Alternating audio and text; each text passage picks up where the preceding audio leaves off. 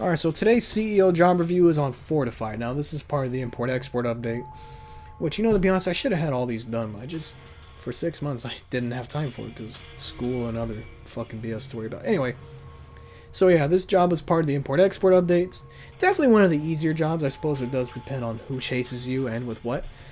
So that's why I can't really put an exact difficulty on it. But it is, for the most part, I found it to be fairly easy because hardly anybody wants to attack this thing. But of course, it's all dependent on who comes after you and what.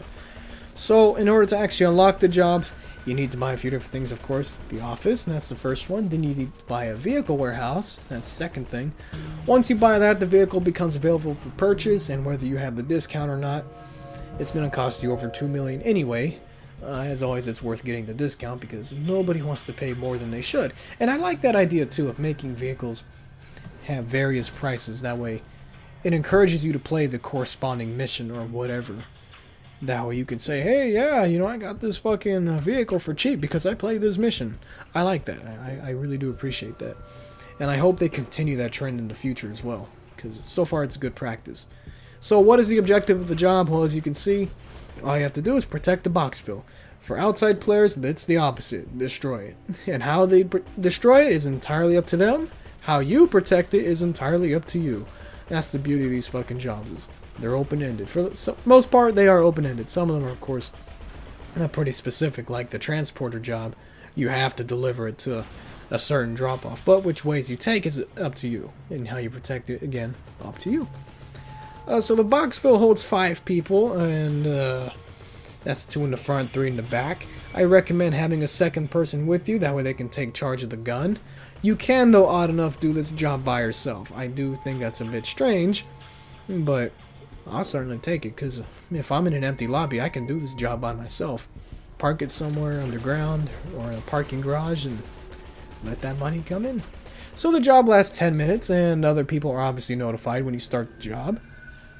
Specifically, when a driver enters, or when a person enters the driver's seat is when they're notified. Let's see, what else can I think of? If you have less than, I want to say it's 10 people. If you have less than 10 players or so in the lobby, you do get AI targets. They come in 2 forms. They come in personal cars, regular civilian cars, and then they can come in helicopters such as buzzards. The buzzards will send missiles after you, and they can hit you if you're not driving fast enough, or you're driving erratically. Like maybe say you're not driving fast enough, maybe you keep hitting stuff, things like that. That certainly could get you certainly killed. Pretty much anything can damage the boxville, from explosions, of course, to even gunfire. So don't expect. I wouldn't expect gunfire to blow up a boxville unless it's really low on health. But I suppose it could. Like I said, if it's low on health enough. Now that you have FMJ rounds, it certainly could do a lot more damage. I don't know how much it would specifically do, but I'm sure there's enough of it there that, oh yeah, it could be a bit of a threat. I suppose it depends too on where the FMJ is on and how much is used and that sort of thing. So how many explosions or hits can this thing take? Well, kind of hard to put an exact number, but I've noticed about 4 to 6. If it's an explosive cannon, just count on 2 explosions, or count on 2 sweeps, not explosions. Count on 2 sweeps with an explosive cannon to kill a boxville. Otherwise, if you're just using your typical bombs and homing missiles, expect about 4 or 6. So it's fairly durable, but you don't expect it to take, like, say, abuse from an APC. Don't expect that. And that's a good question, dude. Even from an APC, I can expect it taking like 2 or 3 hits, just because of the sheer power that it holds. So, there is that to worry about. There really isn't a whole lot to recommend for this job. Not that, it's a hard one or anything. No, it's a simple job, and for the most part, like I said, there's just not a whole lot of tips for it. But some tips that I could recommend, though, obviously make sure you have a second person. That would be the best idea to have. And make sure they're in the back seat. I don't think it matters if they're in the back seat or the turret.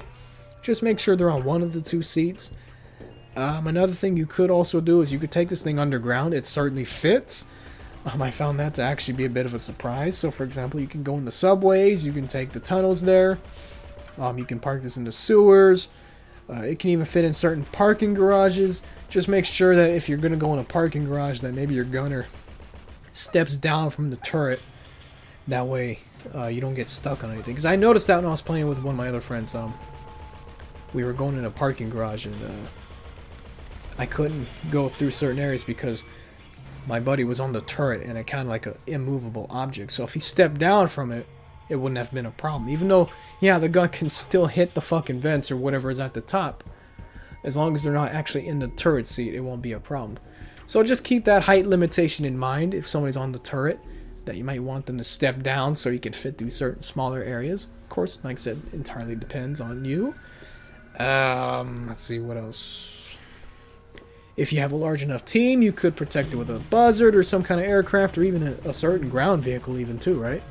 You could take an APC and guard it. Fuck, I mean, you certainly could. I think there is friendly fire for these jobs, so if you do cover it with certain external, like say a buzzard or something, make sure that you don't hit the boxville by accident, even though you're protecting it, because you could probably still do damage. I know it's like that for the transporter job, or even if you're on the same team, you know, teammates can still damage the fucking vehicle, so you don't want to do that. If you do have a Hydra coming, now you have it a little bit easier. You do have explosive heavy sniper rounds. Obviously not everyone's going to have it, but if you do have it, try to deal with the Hydra first. Or what I would do is try to park it underground, or in some kind of structure where the Hydra can't really hit you, you know? Like a tunnel or a subway or parking garage, something like that, right? That would certainly more than likely protect.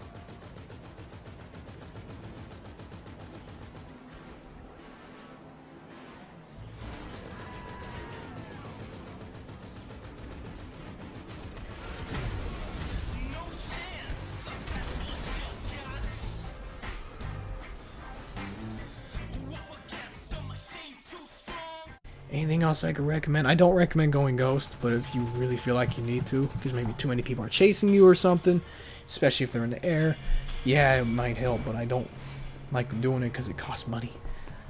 Anyway, so payments, as far as the job payments go, how much can you get? If you defend the Boxville entirely, you get 35 grand. That's probably the most you'll get for any of these new jobs. If you fail, you get your pity change, which tends to be about a couple grand or so. The same goes for if you try to attack it and you fail, you get about a couple grand. If you attack it and you blow it up, I want to say you get around maybe, I don't know, 20 grand or so. I'm not really sure, actually. I never seen a case where I had to destroy a Boxville, because nobody fucking does these jobs, so personally haven't seen it. Anyway, that's really it for this video. I mean, like I said, there's not a whole lot else for me to recommend, but yeah, if you found the review helpful anyway, by all means, you know, like the video or let me know.